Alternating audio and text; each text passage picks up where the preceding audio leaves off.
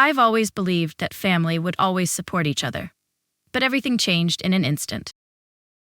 A desperate call from Emma, someone I've always considered family, threw me into an unexpected situation.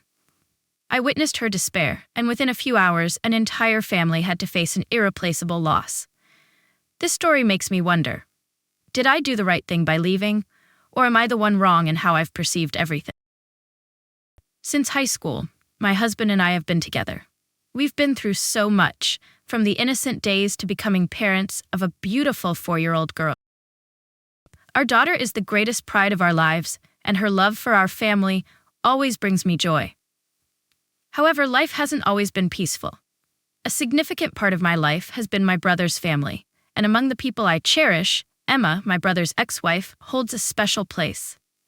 Emma was no ordinary family member. She entered my brother's life gently, with so much love, like a breath of fresh air. My brother, who was typically difficult and rarely expressed his emotions, became happier and more at ease with Emma by his side. Their relationship was always filled with laughter and sweet moments that I couldn't help but admire. Every time we met, Emma seemed to be the one who maintained a joyful and warm atmosphere in the family. She was truly wonderful. Emma not only brought out the best in my brother, but also won the hearts of everyone in the family, especially my daughter. My little girl loved Emma so much that she considered her closer than anyone else. Whenever we visited them, my daughter would run into Emma's arms, refusing to leave. She would often tug at my hand with teary eyes, saying, "I want to stay with Aunt Emma a little longer," and it broke my heart. Sometimes, I felt like my family loved Emma more than they loved me and my husband. At times, I even felt like we were just guests in our own family, and Emma was the center of attention. Whenever we went out, Emma was always the first person everyone looked for. I knew she was an amazing person, but there were moments when I couldn't help but feel a little jealous of the affection the whole family had for her. The way Emma and my brother interacted made me feel warm and happy. They always respected each other and knew how to make each other happy. It made me wonder if my relationship could ever be as strong as theirs. I remembered the early days when my husband and I would share sweet and romantic moments just like they did. But then life, with all its worries and responsibilities, sometimes makes relationships seem dull. During moments spent together, watching Emma and my brother laughing and talking happily, I thought about a future I couldn't predict. I also wanted those moments in my life, hoping that my family would always share the love we had now.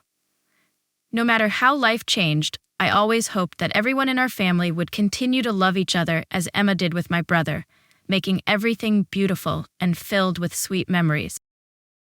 One morning, when Emma was 26 weeks pregnant, we received the exciting news that she was preparing to welcome the baby she and my brother had long hoped for. The whole family was thrilled, especially Emma, who couldn't hide her happiness whenever she talked about the baby on the way. Every time we met, she would share her plans for taking care of the baby, preparing things for the little one, and her joyful dreams about the future. Everything seemed perfect, and I could sense that Emma would be an amazing mother, loving and caring for her child with all her heart. However, not long after, Emma started feeling unwell. She often complained of persistent stomach pains, but tried to stay calm and not worry anyone. One day, when she called my brother to tell him she felt uncomfortable and wanted to get checked out, he reassured her, saying there was no need to worry, that it was just a normal part of pregnancy. Even though she was uneasy, he insisted that everything would be fine and there was nothing to be concerned about. The following day, my brother, my husband, and some friends planned a fishing trip for the weekend at a cabin far away from the city where there was no phone signal. Emma tried to convince him to stay with her because she still didn't feel right and needed someone to be there. Emma, in pain and anxiety, called me. Her voice was weak and full of fear. She told me her stomach pain was getting worse and she couldn't handle it anymore. I quickly arranged to drive to her place. When I arrived, I couldn't believe my eyes. Emma was lying on the floor, covered in blood, semi-conscious, with her eyes closed as though she had no strength to cry out for help. I didn't waste any time, rushed her to the hospital, and called an ambulance. At the hospital, the doctors told me her condition was critical and that surgery was urgently needed. However, they required my brother's signature to proceed with the operation since Emma wasn't conscious enough to sign it herself. I stood there, feeling confused and desperate, not knowing what to do. The doctors had to convince me for a long time to proceed without my brother's official consent. After much tension and frustration, the surgery was carried out, but unfortunately, the baby couldn't be saved. When Emma woke up, she screamed and asked about her baby. At that moment, all I could do was hold her, but I knew no matter what I did, I couldn't change the painful reality she was facing. The look in her eyes, as though a part of her life had been taken away, is something I'll never forget. The whole family cried, and the silence in the room only made the pain feel even deeper. At this moment, I began to feel that something wasn't right. Had Emma really received the care she needed? Did my brother truly understand what she needed at that moment? Or was it all too late? His lack of understanding and the delay in his decision caused an irreplaceable loss. After everything that happened, it felt like everything in our family changed completely. Emma had to face an irreplaceable loss, and my brother, the person I always thought was strong and tough, was now drowning in despair. Everyone in the family was grieving, but one thing was undeniable: we all felt a sense of indirect responsibility for the death of the baby. When Emma asked for a divorce, no one could blame her. From the moment she woke up and realized that the baby she had been longing for was no longer with her, she completely collapsed.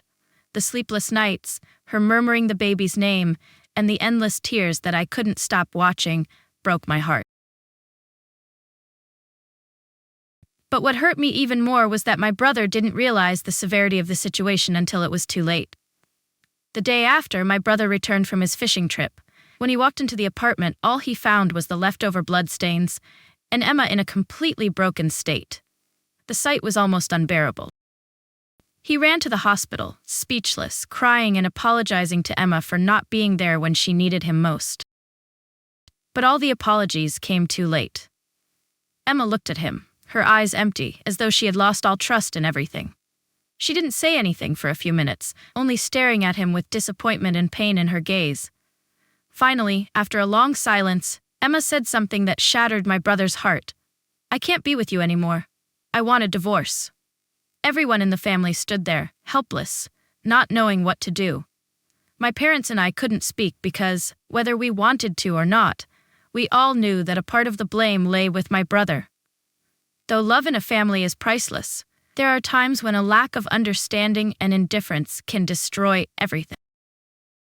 Emma had loved my brother with all her heart, but she couldn't bear his coldness and lack of care during the most crucial moments. After Emma asked for a divorce, my brother fell into depression. He seemed like a completely different person.